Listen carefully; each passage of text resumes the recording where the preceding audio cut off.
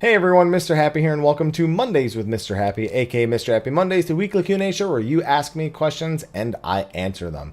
Now, before we get started with the Q&A, just something that's a little bit close to my heart that I want to talk about a little bit today, because as I'm recording this, it is currently Sunday, Father's Day. Obviously, you guys won't see this till the day after that, but it's kind of a tough day for me, and I almost wasn't really feeling up to recording this, because it's just not one of those days. But I've had a pretty good day otherwise. I cracked open a little early afternoon beer, just for a little bit. That's some Ballast Point, if you must know.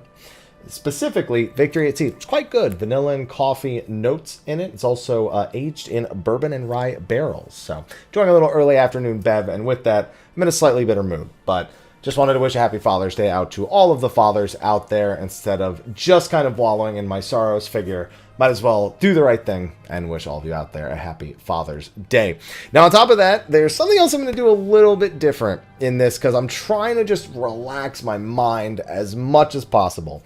Now, as you guys know, there hasn't been a whole lot of YouTube content, but it doesn't mean I haven't been playing a lot of games. Over on the live stream, we've been doing things like PSO2, Torchlight 3, Dauntless, and most recently, the Isle of Armor expansion for Pokemon.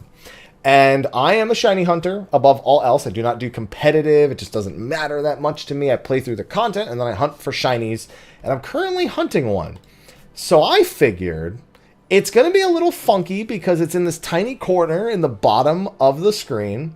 But I have Carvana eggs. I have Larvesta eggs. And I kind of want to work on that, because wouldn't it be nice if I got a shiny in the middle of the video? And, you know, I'll do my best. It's a little bit delayed and whatnot. But when we actually get back to the questions, I'll have that in the corner. And I'll just be running circles with eggs in between questions. It's whatever. But with that, I wanted to do one last thing. Thank our patrons who have been supporting us here on the YouTube channel over on Patreon. Thank you for those of you who have been supporting, whether it be through rough times or just through not a whole lot of content on the channel. Wanted to give a big shout out to all of you. Of course, our patrons of darkness, Khuja on Jenova and Kurenai Oni, both of which who have been massive supporters of the channel. Thank you to everyone. Thank you to our patrons of darkness, and hopefully you enjoy the rest of this Q&A. So let's get to that part of the video. Alright, so we've got question number one. I decided for the Pokemon thing, I'm not going to get on my bike because I can't control the speed of the bike nearly as well, which means my hatchings will be a little bit slower, but you know, that's fine. I don't really mind that all that much.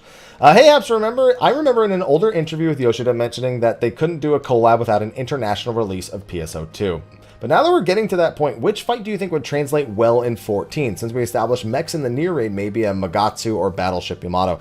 I don't think there's any fight that particularly stands out in PSO2 that we've seen thus far in the North American release. You have to remember, I'm not familiar with the Japanese release. Magatsu has now happened in North America, but there are things like Battleship Yamato that I'm not familiar with just yet. And I'd have to say whatever they're doing would probably have to be something that's already available in NA. Profound Darkness comes to mind, but there's other things they could do, like Quartz Dragons and whatnot, as long as it's nothing like, you know, other collab related like Sonic or something like that, you know. But nothing really comes to mind as like something that's really big. Honestly, I'd expect Mrhappies specifically to be heavily involved in any sort of collaboration that Final Fantasy XIV finds itself doing with PSO2. And as for the mod, I don't know. Yeah, I mean, Profound Darkness, Magatsu, Elderfowls, Luther, like all the, like you can't really label one and say, yeah, go down that route. Profound Darkness is the only one that really comes to mind as something that stands above the rest of them. But it depends on what kind of scale they're looking for the event, if they're trying to just do a solo instance, or if they're trying to do something a little bit more involved, in which case I think, again, the Mrhappies actually work fairly well, especially the frog ones. But I feel more confident that there will be one at some point now that it's at least released in North America. But you gotta remember that while people in Europe are playing, there's no official release in Europe, so they may still use that kind of as a reason to be like, you know, we're not gonna do it because it's still only available in certain regions of the world, and it's something like that. I don't know, but I feel more confident that there will be one than I certainly did before it came to the West. I just realized I wasn't even picking up eggs. See, this is the thing. My shiny hunting's not going to be as efficient, but if I get one on this video, I'm going to be excited. Hashtag Mr. Happy Mondays. Hey, Happy, how you doing? You doing all right? I'm doing all right. I'm doing all right. You doing all right? I'm doing all right. I know that you aren't much a fan of talking about what you think of possible jobs, so I'll mix it up. Just to be clear, generally, what do you think of questions in general, I don't do super well with. Because, again, it's just, I don't value my opinion that much higher over anyone else's when it comes to questions like this. Let me read it though. What kind of character archetype would you like to see in 14? It's undoubtable that each of the different jobs have different personalities. White mage is a pious, devout kind of personality with a religious undertone. Machinist being cocky, confident. See, I don't get that. Like some of the class or job quests or quest givers, you know, they have certain personalities, but it doesn't really define the job's personality, because I feel like that's very individualized to the player, and that's kind of the whole point of a role-playing game. You can be that, you know, super cocky, over-the-top white mage if you really want to, you know. It might be just part of you as a person or part of an archetype you're trying to play in the game itself if you're into role-playing. So I don't think I don't think there's a character archetype that I want that we don't have or that I can even think of, because it's just, I don't view the game in that way. You know, all I care about is, am I having fun?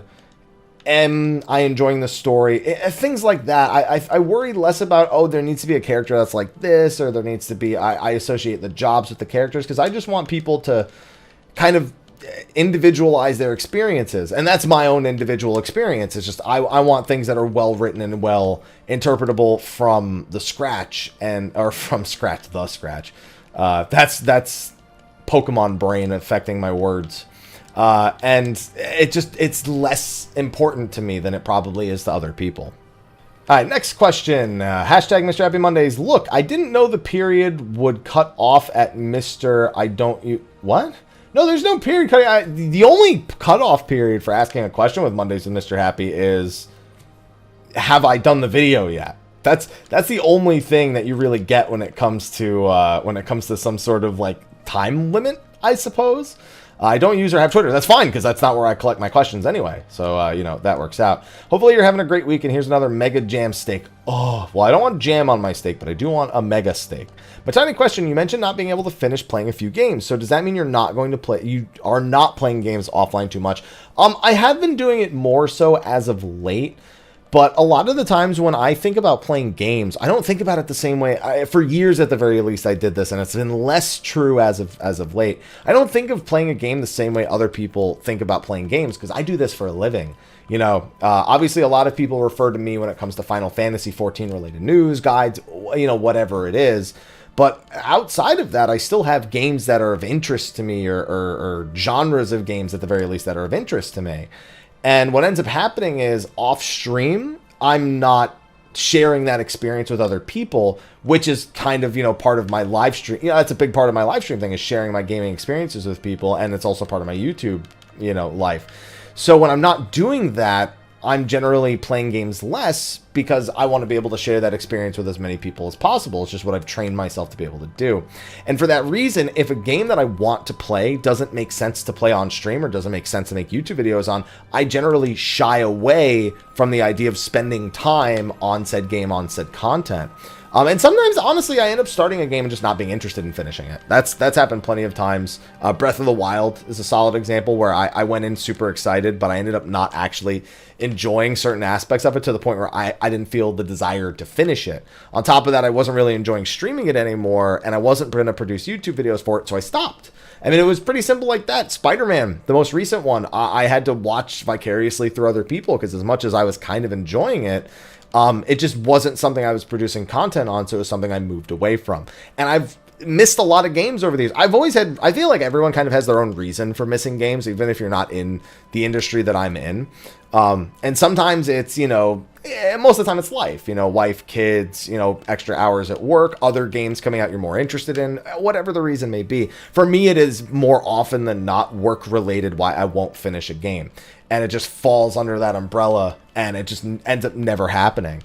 As you can see, though, offline, you know, as of late, I have been playing PSO2. I've been playing Dauntless. I've been playing Pokemon. And there's been this kind of revitalized sense of, you know, just because I want to share experiences on a game with people, it doesn't mean I can't also have games that I'm taking time to unwind, relax, you know, make sure that I'm taking care of myself, because deep down, I'm someone who, my primary hobby before this was video games. And I want to be able to still have it as a hobby on the side, even if it's, you know, a big part of my livelihood.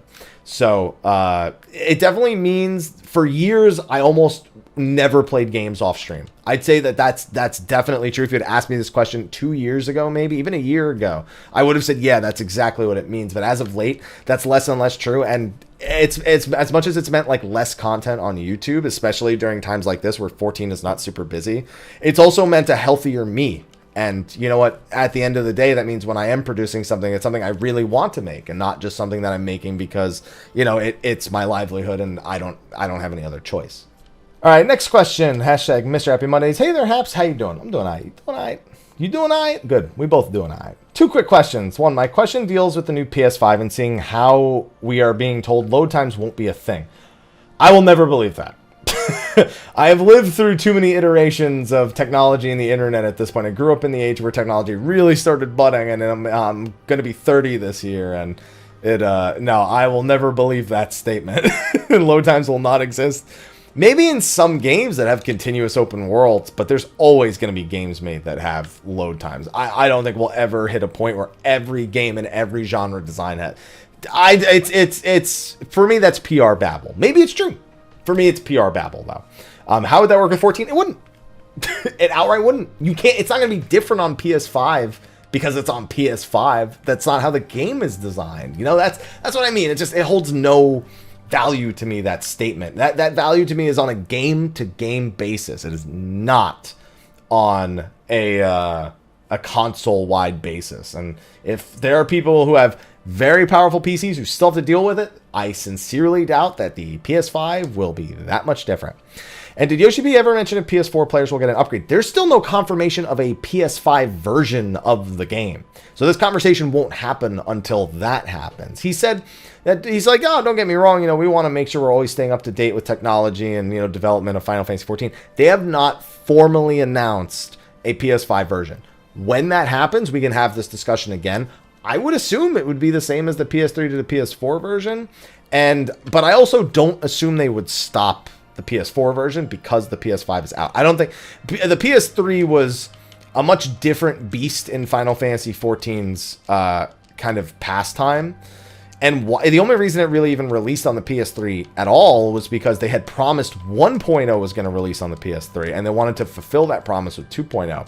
But as soon as they could get rid of it, they did. I don't think that'll happen with the PS4. I don't think it's enough of a linchpin to warrant that. So, you know, even when they do this, I don't know if that's going to change the way they handle any sort of upgrade campaign, or if, you know, that's what I don't know. I don't know. Hashtag Monday, Mr. Happy Mondays. See, the number of Y's really confused me when I was doing that read, but I got it. Hey, Haps. Hello. Longtime viewer, first-time asker. So I have a bonus of Insta-mount in the new Boston front. Yo, honestly, wouldn't even be surprised if they went that route. I don't think they will. I think they'll lock mounts to the later portions of Basha, but we'll see. And maybe there might be a comment I've missed on it or something at some point.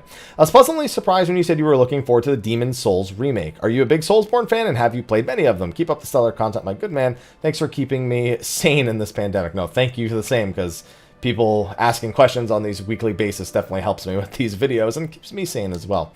So I'm a huge fan of Soulsborne. I love the kind of cutting-edge challenge that can kind of be trivialized with just massive game knowledge and, you know, execution based on that knowledge. I love that kind of game design overall. And I'm actually a big fan of lore design that's not told outright. You know, I like the kind of discovery of, you know, oh, this item says something about this NPC I had no idea about. And it's a very old school way of doing things. And it's something that I've always felt makes the mystery and makes sharing things you learn or secrets that you found with your friends all the more exciting. I mean, I grew up in an age before, you know, when the internet was just kind of coming into fruition, and the idea of going to school and sharing secrets with your friends about the games you were playing was still very much alive and very much a real thing. And it kind of takes me back to those days.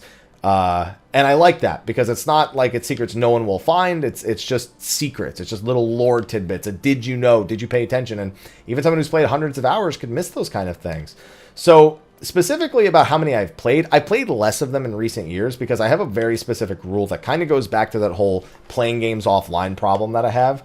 I played I didn't own a console to play Demon's Souls. I went back and played it years later, but I didn't finish Demon's Souls. I played Dark Souls 1, 2, and 3. I've played Bloodborne, and I've dabbled in other Soulsborne-like games. Bloodborne, to this day, is still my favorite one, and I'm really hoping that Demon's Souls remake, as I'm glad you correctly called it, because I was calling it a remaster for the first few days, until reading the actual description under the trailer and how they described how they're approaching it. And over the years, I've gotten less, only because of Twitch. Straight up the only reason. Because when I'm live, I want to live stream these games. You know, again, most games that I look at playing, I'm looking at streaming or I'm looking at making YouTube videos on. And when it comes to a Soulsborne, if you don't play it like the day it comes out, you're going to be dealing with people who want to lord knowledge over you. You know, backseat gaming on Twitch is something that's just super annoying. And in Soulsborne games, it's rampant. If anyone, even if they can't do it, they will make sure they tell you about it. And for me, that takes a lot of the fun out of these games that, like I've said, are a lot about secrets and mysteries. I don't want to know that I missed that thing around the corner back there. You know, I'm okay with, after beating the game, finding out that I missed something when I went through and that someone else's experience was way different than mine because of it. You know, I find that to be a very valuable selling point and an interesting discussion topic when it comes to talking about the game after the fact. And I don't get that much on Twitch. And the last few Soulsborns that have come out, I've either been traveling or I've been in the middle of like a 14 patch cycle and haven't been able to actually experience them day one. I was in Japan when What's It Called came out. Oh man, the name's escaping me right now. It's such an easy name. It's because I'm running in these circles trying to hatch these eggs in the bottom right corner. You guys, the most recent big Soulsborne. You guys, I keep wanting to say Nioh, but that's not it. You know, you guys know which one I'm talking about. The grappling hook arm. I was in Japan when it came out, and I didn't have any interest in playing it when I got back because everyone's already telling me about how they'd already beaten it and that they found all these secrets, and I didn't understand what they were talking about because I hadn't played it, but I knew that was bound to be my experience when if I streamed it on Twitch. So that's been a big deterrent for me. It's kind of unfortunate because I don't like playing too many games offline if I'm not at least planning to stream them. But I love them, and it's the category on Twitch that if I'm not watching something Final Fantasy related, I'm probably watching something Souls related, or just watching a friend of mine play whatever they're playing. You know, Elias is one of my favorite speedrunners to watch because he's played so many Soulsborne games across the time that, you know, it's just something I can regularly come back to. So I'm a huge fan of the franchise. I love seeing new games come out. I am playing Demon's Souls. I don't care when it comes out relative to my other content schedule. I am playing Demon's Souls. Hashtag Mrhappy Mondays. Hey Haps, how you doing? I'm doing alright. You doing alright? I'm doing alright. I've been a long time watcher since A Realm Reborn, and your content is what fully pulled me into the game after I burnt out on WoW in 2014. So I'd like to offer you a first-time question bonus of a wind-up aloha, as if I need any more hell in my life. Wind-up aloha be just as needy as the real one. Either way, where is he? He's not even in here right now. That's fine. Anyway, getting back on track with the question. With all the new players I met and seen playing 14th and Shadowbringers, I've heard a similar quality of life request from each of them as they enter a Shadowbringers Trust dungeon. Why don't we have Trust for any other forms of content? I've noted that squadron missions exist, but what I often hear is relative NPCs helping out in content like 11. If 14 introduced NPCs relative to the main scenario or even from the job quests as unlockable Trust to use in dungeons, what kind of NPCs would you want to see? So I'm going to tackle this question twofold because your interpretation of Final Fantasy XI's Trust system isn't all the way there. Final Fantasy XI has occasionally NPCs in endgame encounters that you can even bring a full party to, but they are often not very good. They're there, they do their basic actions. Sometimes you can even cheese these encounters by just like playing a class that can just literally heal them from the back line and just waiting like 29 minutes for the encounter to finish in some way, shape, and form. But trusts in their entirety in Final Fantasy XI essentially boil down to NPCs that perform the most basic of functions, and it's a matter of is it an encounter that you can overcome with your gear and your class alone with just having a few of these NPCs? Sometimes the answer is yes, mostly for completing story, and a lot of the times the answer is no if you want to get into anything serious. So Final Fantasy XI's trusts are in no way very in-depth, but because the game systems are very simple and the actual combat itself is very straightforward, they're all programmed in such a way where there's just one for every situation. And anything past, baby mode content, then they become useless because they have that low of an understanding of an adaptation and actual game mechanics. So that in 14 wouldn't fly. We kind of see that with squadrons, and a lot of people get frustrated with squadrons because they basically attack and they don't do anything else. They won't dodge. They have no brain for their own. They take explicitly your commands. They have no gambit system or anything along those lines. And then trusts, on the other hand, you can give them you impact their decision making not at all. You completely have to play around their programmed decision making when it comes to dodging AoEs or doing mechanics, and they perform at a mediocre level, just enough to get you through in a less than efficient manner than playing with actual people who know what they're doing. So, as for the actual question, why don't we have them in other content? Quite frankly, outside of old story content, we don't need them. I am a bigger proponent of squadrons becoming available earlier, like much, much earlier, instead of going back and giving trusts to old dungeons. Because the squadron system kind of gets squashed when it's only available at a certain Grand Company rank and only for content that's 1 to 60, and then 60 to 70 has this gap where it doesn't have any sort of options like this. And even then, you still have to go through, getting them to level 20 and actually making sure that they're there's all sorts of things. I don't want to get too much into squadrons because it'll take up the whole video. But the reason why they're not there is because, quite frankly, you shouldn't need them. I think what they should also do on top of making squadrons available earlier is maybe update the coding on fates. Right now, fates are designed so that the next fate that spawns of the same kind will scale based on the number of people who were participating in it previously. And if it failed, then it resets to one person, I believe it's scaled to. And if you're the only person in the zone doing fates, it's really easy, but they really need to find a means with which to scale them dynamically to the number of people that are there. It's been done in other games. I'm sure there's coding in the actual zones that make it a little bit tougher for Final Fantasy XIV, but that is a hurdle I think they really need to overcome, because that is going to be the answer sooner than adding trusts to the overworld or adding trusts to fates or anything like that, is to actually fix the core systems that lead us to even think of getting us to that point. But for me, squadrons, fix squadrons, make them available earlier, teach what they do earlier, and then for fates, just actually fix their core systems instead of just throwing some NPCs in there in the mix. Did I say something last week? Hashtag Mrhappy Mondays. I feel like I don't remember last week's episode. I tend to forget these pretty much every week when I go to record them. But I must have said something, because that's the second or third one, I believe, at this point.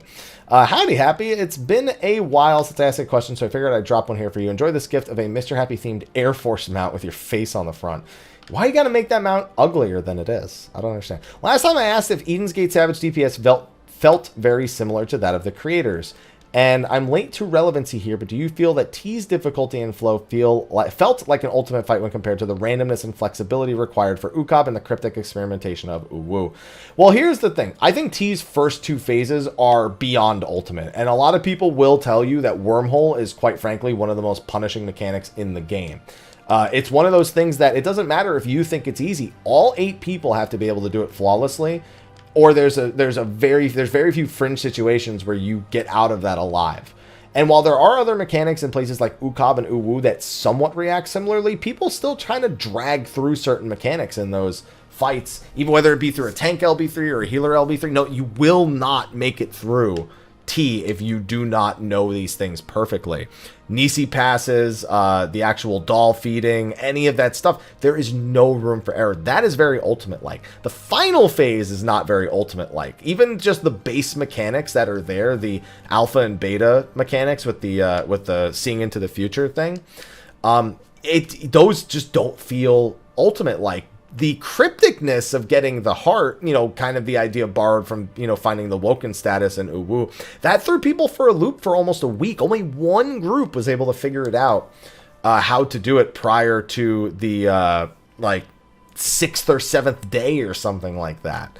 And that's a pretty big deal, but it's, again, it's borrowing the idea of doing something cryptic from, I almost said unending weapon of ultimate. The Ultima Weapon Ultimate. We'll just call it from that instead of the weapons refrain. That's the name I was looking for. And I think that if T had a harder final phase, it wouldn't kind of get glossed over in the ultimate category, because I personally think Uwu is the easiest of the ultimates. I think in Prague, that whole Woken thing threw a lot of people for a loop, and that Predation and Annihilation are both really well designed. In my opinion, Ultimate Annihilation is the best designed ultimate mechanic in the entire game. It's one of the very few ultimate mechanics across all three fights that asks you to not only perform a very, very specific dance. You need to have orbs being exploded by the right number of people. You need to make sure that damage is taken care of. You need to have 2 people with a Garuda debuff from phase 1 to take a certain debuff, and then there's also those people having searing winds while still having to do Titan landslides and Ifrit dashes and Garuda movements and just room-wide damage. It's such a precise, and you need to be doing proper DPS rotations throughout all of that. And I love that. I really wish Ultimates would stop doing this thing where the bosses become completely untargetable, even if the developers seem to think that means they can do more difficult mechanics. Yeah, that's true, but there's something lost there that I really wish they'd realize. So I think, and I also don't think UCOB is all about randomness. UCOB is still very, very scripted. There's elements of randomness, but there aren't elements of randomness that so drastically alter the fight. I think UCOB's harder because it's more punishing. Twisters are more punishing. Dive bombs are more punishing. Towers are more punishing. And if you fail, it's the longest encounter. You're not coming back from it. That's the bottom line. And especially if you die in the last phase and your group is still kind of inching through it. Uwu, you get an extra, a couple of ether, and T, maybe your DPS just doesn't meet the check, but in UCOB, you've lost a damage buff that is essential to meeting the check if you lose it early on, and you're just screwed. I think that's it. UCOB just screws you more, and I think Uwu did it first in the whole cryptic thing, so it kind of stands out more, but I do genuinely feel T deserves its place, but it falls short in the later half a little too much, and I think that they need to kind of revisit their design philosophies for the ends of ultimate encounters and the way that they approach them, because they can't keep having these fall-offs at the very end that are really just DPS-centric checks that just aren't going to cut it anymore. You still need to keep difficulty checks in the later portions of the fight, because your player base is just able to overcome those checks more easily than they are super intense mechanics, and I think they need to understand that. All right, that's going to be the next question I take. Hashtag Mr. Happy Mondays. Hey there, Haps. Hope you're doing well and staying healthy. Hashtag Mr. Happy Mondays. Hashtag one question and one favor. Kind of threw me off a little bit so much that I skipped ahead. Before I ask my question, I have a favor to ask, if you would. Recently, I had a friend pass away that played 14 as well, so I was hoping you could do a big shout out to Reese's. It's too personal of a thing. Feel free to skip. No, I mean, today is a rough day for me as it is, so trust me, I understand the feeling of loss when it comes to somebody who's important in your life. This is one of those days where I understand that plea more than anything, and I'm more willing to approach it than I normally am. So, shout out to Reese's. I hope you're in a better place right now, and just everyone who knew him, I can tell just from this comment alone that he had a lot of people who loved him, and people who would love to still have him around and be able to share these experiences we're having now, or help each other through these hard times. So I don't mind doing that for somebody who's very sincere and genuine about it in their comment section. I've had comment sections ask to shout out people with like ridiculous names for the sake of doing it. Yo, shout out my friend, Big Butts 21 or something. It's like, nah, dude, come on. That's not the kind of platform for this. I'd rather do something good for people and nice for people. My question this week has to do with gear sets and materia melting. Lately, I've noticed a lot of people complaining about Warrior needing a different gear set, myself included. We talked about that last week, I think. And some Omni Healer friends as well having the same issue. Do you think they could make gear sets save different materia melds and change them when you switch to different jobs? If I'm not mistaken, I don't glam very much, but this is a similar problem to what people have with the glam system, where one piece is glammed over by another piece. Now, I don't mess with glam, so I don't know if that problem is resolved or if it's exacerbated by the glamour dresser, but it sounds very similar to that, and I'm always for changes like this. Now, the question is, do you think they could do it? That's, to me, it's always a matter of what they can do. It's a matter of what they value actually spending development time doing.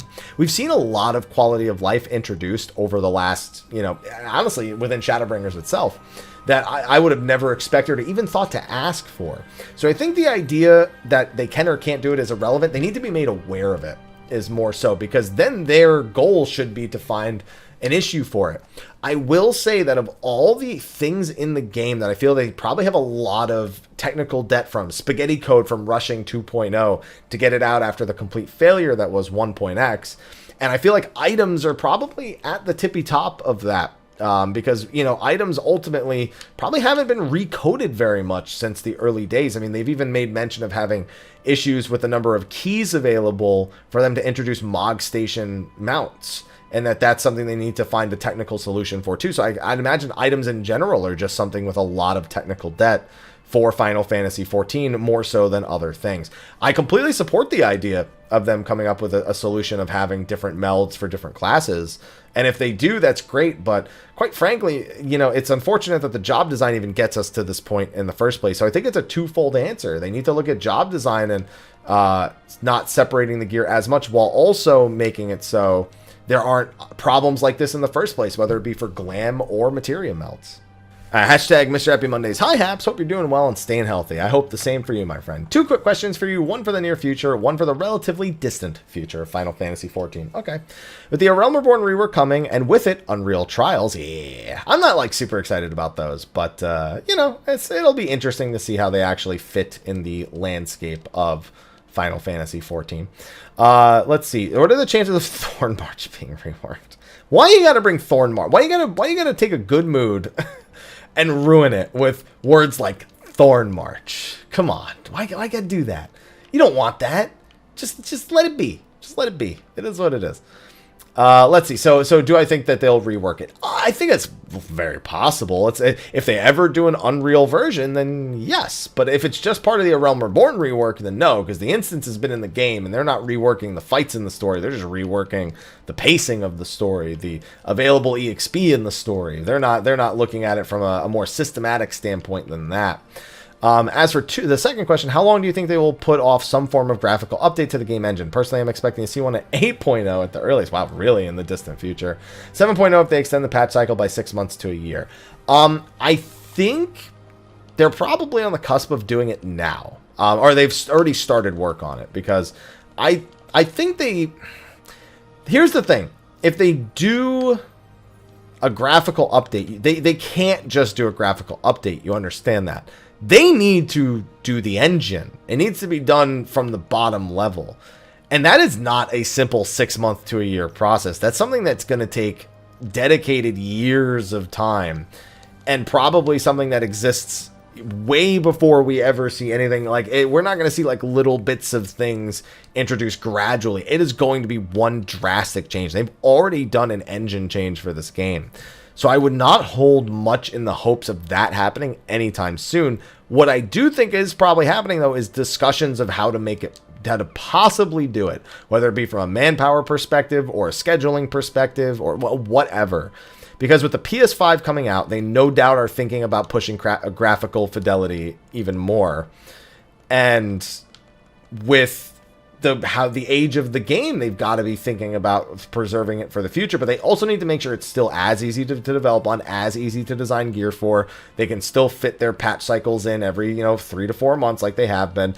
All of those things need to remain consistent while updating the engine, or while building a whole new one, or building it on another engine altogether. So there's a lot of elements at play here, and I don't think they won't do it ever. But I also wouldn't be surprised if it's something that just is so far in the future that it's almost irrelevant to even think about now. Because it largely depends on the continued success of Final Fantasy XIV, and not how it's doing now and how we're looking at it now. We have to think about the state of the game in those years, and if they even determine that it's a worthwhile investment. Hashtag Mr. Happy Mondays. Howdy, Haps. Hope you're doing all right, because I'm doing all right. You doing all right? I'm doing all right. Longtime viewer since the 2.x days. Well, welcome to the Monday Q&A, but it's been a while since I've asked something, so here it goes. How much of an issue can ping be for harder content like Savage and Ultimate fights? I'm from South America, so my ping is not the greatest. And VPN certainly does help, but only to a certain extent. Do you think it's still possible to get purple logs and stuff even with that, or is ping not the biggest issue for higher DPS? Also, do you think there's anything Square Enix can do to alleviate issues in the future, like lowering the animation lock on most skills? No, so the animation lock, it's not even animation lock, it's input lock is what I would almost call it, where certain skills have a certain minimum amount of time before another skill can be activated. Most of the time they're still clipping animation, so the animation itself is not what's locked. It's like a hard-coded system on the back end that makes so you can't activate another skill. And I'm assuming that's to make up for the communication time between the client and the server. So let me take this piece by piece. Do I think it's possible to get purple logs in Savage and Ultimate on bad ping? Yes. I know people who play with bad ping, whether they be from Europe playing on Japan or North America, or any sort of combination of things, that are very capable of doing it. A lot of the times it takes adjustments that don't always feel the greatest on your class, but there are people who have been considerate of that out there, who have been making guides for people who are playing on worse ping because they themselves are players who play on worse ping. Most of the time, your logs are more to do with things like buff alignment, not missing buff windows, understanding even core concepts like that, maintaining uptime and not disconnecting from bosses because you want to do a mechanic very safely. And honestly, even playing a little bit reckless, greedy, as we call it here in North America. Those are all elements that get you to a purple more so than the ping will.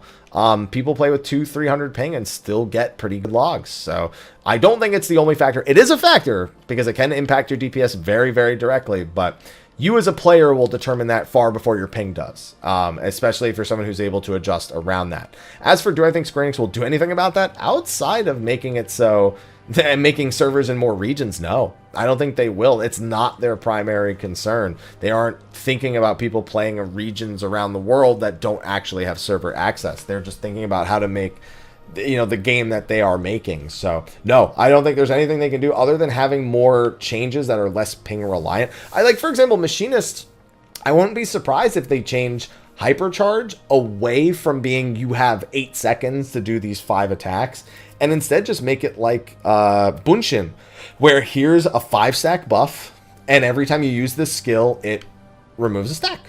I won't be surprised if they move to that design philosophy more, because while you will still theoretically you will very directly lose DPS if misused, it allows players, it really has those kind of players in mind, those players that have ping issues, even if minor ones, that impacts them with the way it's designed now. So that's what I think they'll do. But if they don't do that, then no, they probably won't do anything else related, especially not what you're suggesting here. Hashtag Mr. Happy Mondays. Hey, Happy. Hope you're doing well. I hope the same for you as well. Welcome to the video. What do you think the new healer will... Kidding. You. This guy. Look at this guy or girl. Look at this. Oh, you. Clever one. So I know every job performs more than well enough to do Savage Ultimates. I felt that Bard has been kind of lackluster. You're not the only one. Trust me on that note. I absolutely loved it in Stormblood. I agree. While I'm happy they finally added the ability that does something with the extra procs, sort of. Apex Arrow doesn't really do anything with extra procs. It's just something else procking while you're still dealing with all your other procs. It doesn't like take your excess procs while you're already at max procs and generate a gauge. That would almost be more interesting. Oh, you know what? Actually, even if Apex Arrow worked the way it did now, but if you were at maxed procs, any excess procs got sent to your Apex Arrow meter, that would be better. I still wouldn't really like the design of it in the way that it is compared to the consistency of the rest of the job. Even with in-burst windows, the reason why I don't like Apex Arrow is because it's such an extended like proc window where you need every proc. You need 20 fucking procs before it's valuable to you. And then you have to kind of hope that it's in a burst window, and if not, you still have to use it anyway because you can't risk not getting any more. It's anything with 20 procs to use, that's too many procs. That's how I feel about that. It's super clunky, yeah, and I don't know why. I mean, I hope I just kind of explained why. I felt that it performs poorly in comparison to how it performed in Stormblood. I don't even think it's about performing poorly. I just don't think it feels good. If you could take Apex Arrow away and balance the job around everything else it already has in Shadowbringers, and you would have a better job. You don't need to find a solution for Apex Arrow to even make it better. It just shouldn't be there. But then it's kind of like, what was even the point? Like, the job didn't even get updated then. I got a few like quality of life stuff like AoE Shadowbite and whatnot, but then it's like, but then why even like, it got nothing. But it's straight up better for that. And that's the sad thing about Apex Arrow. I think, I just, go back to drawing. I think keep this overall Bard design going into 6.0. I still think the bouncing between 3 songs, the rotating buff that you get, the rotating types of procs, I think it stands out. And it did in Stormblood, and I don't see why it shouldn't continue to in the future. But if you're looking for something to put on the end of it, you know, Apex Arrow isn't the answer. You know, something else needs to give. And I think they will kind of, I think with Monk, I think with Bard, they'll go back to the drawing board again, going for 7.0 or for 6.0. And I think that it'll upset some people and other people will take to it. And I'm kind of afraid. But I agree. I just don't think it's as fun to play as the other 2 ranged physical. And honestly, I would just rather not have Apex Arrow at all. Hashtag Mr. Happy Mondays. Hello. Hi. Recently, a friend gave me an idea on how can they make it easier for new players to clear Savage content. Well, you and I aren't going to see eye to eye on that because I don't see a reason to specifically make this decision. Savage has come down in difficulty a lot. And there's a difference between a new player not being able to clear Savage because of gear or DPS checks like something like Gordius versus them just not having the skill to achieve it just yet or not being with a group of players that are equal in skill level and also capable of achieving it. Let's see. Item level 480 requirement, but 8 Savage has shown how much hell it is to clear in Rage if your team does not have players with stronger than item level 480 equipment. It was doable with 480 equipment, but, you know. Easy equipment requirement of the whole team equipment rescale to set level that can allow the boss to be cleared. No, I don't agree with that. 480 is enough to clear the boss, and if your skill level does not match the ability to do it, you get more item level and you overcome that gear deficiency or that DPS deficiency. Just your overall performance deficiency. There's no reason to make any sort of adjustment to that. Because here's the thing. While I, as somebody who will clear the raid week 1, may complain, oh, you know, gear doesn't really do a whole lot. It's not even a means to an end. It's just, I get the minimum and then that's enough and I don't need to worry about getting more. I actually fucking love being able to do that because when I pick up the gear, I just feel better week after week. For another player, that gear is meaning more DPS. It means, okay, we had this much ad in rage, or we were having issue with the ad phase. Everyone picked up a weapon this week, or so you picked up legs, and I picked up a body, and he picked up boots. And now all of a sudden, there's that value that I may not see in it because it's way more skill dependent than it is gear dependent, but it's making up for that difference in the two. And I don't see a reason to adjust that formula. You need to get good enough to beat this content. And if you can't beat it at 1 gear level, then more gear will fix the problem. We don't need any sort of scaling system for anything like that.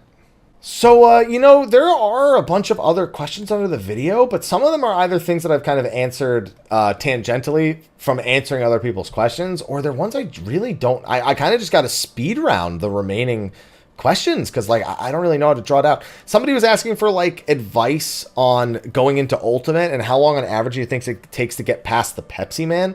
Those are questions that's not a question that really has a set answer because every different group, every different skill level is really what determines those kind of things. All you can really prepare for going into Ultimate is to have your best in slot gear for that Ultimate, whatever the best possible stuff is available, because that's the only advantage you're going to get outside of learning and improving.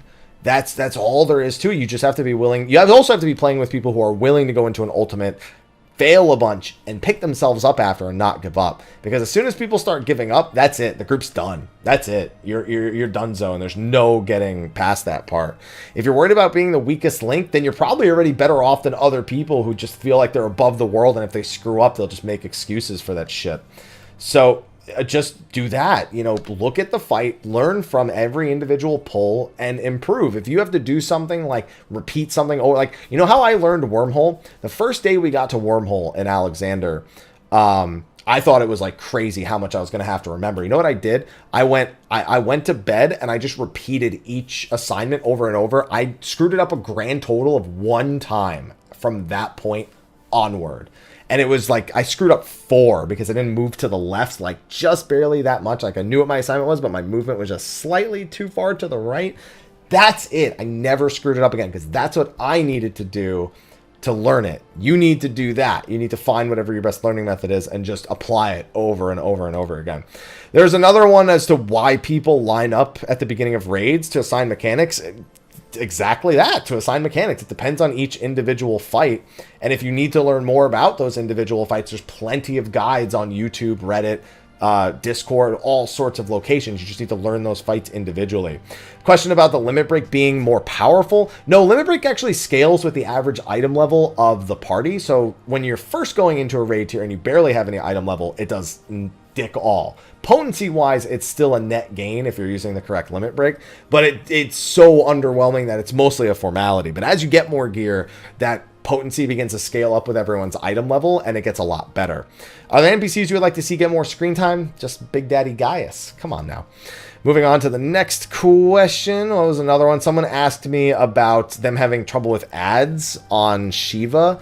I don't know enough about your raid group and people's performance levels to give you any advice. You just have to make sure you kill those thunders with as few GCDs as possible. Focus a lot of DPS onto the waters. Tank can usually take care of the earth, and maybe you throw 1 GCD on it from like one of your DPS, and that's it. Otherwise, there's not much more you can do. People just need to make sure they're not. You know, it's one thing I see a lot of rookie groups do on ads. They go, "Oh, these are ads. I won't use like GCDs. Like, cool. I'll save those for when the boss comes back." Yes, your big DPS cooldowns you need to do that with, but there are some people who underuse abilities way too much there, and that's not a good idea. You need to be using at least some chunk of your damage rotation or 1 cooldown, something that you will still be up after the phase is over to make sure you can overcome that. When do you think other jobs would get the machinist treatment? I've kind of covered that even earlier, talking about things like Monk and Bard, probably those 2 being at the top of the list. And then what else is there? I feel like there's one where just a fat cat mount eat Lalafels. Yes. I run for my life every time I see one. A question about hypothetical jobs again. And it's like, is there a reason DPS classes we haven't been piercing or striking? Well, I mean, they've done away with even caring about piercing, or like that doesn't matter anymore. Those debuffs are irrelevant because they don't exist anymore. So it's more about sharing maiming gear. We already have 2 striking gear. We have 1 scouting and 1 maiming. So the real question is, when will we get another DPS with maiming or scouting? And who knows? There's no logical answer to that. So I can't. There's nothing I can say that has any sort of relevance in that question. Let's see. Is there anything else? Started the savage difficulty. If you enter ultimate fights, you must have ultimate experience. Yeah, it sounds like you're trying to join the wrong group. Person who's asking why like all the ultimate groups want people who already have ultimate experience. I mean, you just got to keep looking there. Right now, it's kind of rough. When 5.3 comes around, there'll probably be more groups looking to jump into their first ever ultimates. So I'd say waiting till 5.3 is probably your better bet, almost in that regard. There's someone asking about adding a support role or adding a support job. No, because if you only have 1 support job, it's the only job everyone can take for supporting no matter what. If you're going to do a support role or you're going to do a support job, you need to do 2 or 3 all at once. Now, most of the time, healers or certain roles bring more utility than other roles, and that's where you get your support, as opposed to 1 class that's entirely dedicated to it. Now, is there anything else? I'm still looking through. There's the Souls question again. There's a spoiler question about us wrapping up the Ascian storyline. Yeah, we've been told multiple times that we are going to be wrapping up Zodiark and Hydaelyn soon. As for my prediction, the new main antagonist, without going too far into depth, what caused the collapse of civilization 12,000 years ago, I think that will be the next major antagonist. As for the other part of that, without digging too much into the actual spoiler parts, and I don't think we'll have trouble finding compelling villains. I think they've shown us that when we don't know they're making compelling villains, we get people like Emmett Selk, and then we're like, wow, they did a good job. I feel like they can do that again. Is there anything else that I see? A lot of people talking about my Chow Garden comment from last week. an easier loot system. I think I skipped this one because there was no question. It was just somebody saying what they would like to change about the loot system, so I didn't take it because it wasn't an actual question. And is that all of them? I think that's all the actual questions. The rest are just comments on other things. So that was my speed round for the questions that I didn't get to. So hopefully I got to your question and answered it in some way, shape, or form. But thanks everyone for watching this week's episode of Mondays with Mr. Happy. If you have a question for Mondays with Mr. Happy, put it in the comment section. Put it with a hashtag. It makes it more noticeable. I still read all the other comments, so I'll find it if not, but definitely helps me out. So thank you all for watching. Thank you all to our patrons of darkness, Khuja, Cross, Janova, and Kurenai Oni, and all of you for tuning in. I'll do one last cheers. I didn't take one sip of this the entire video while I was doing my shiny hunting, so cheers to everyone. I will see you next week. Happy Father's Day, and until then, take care.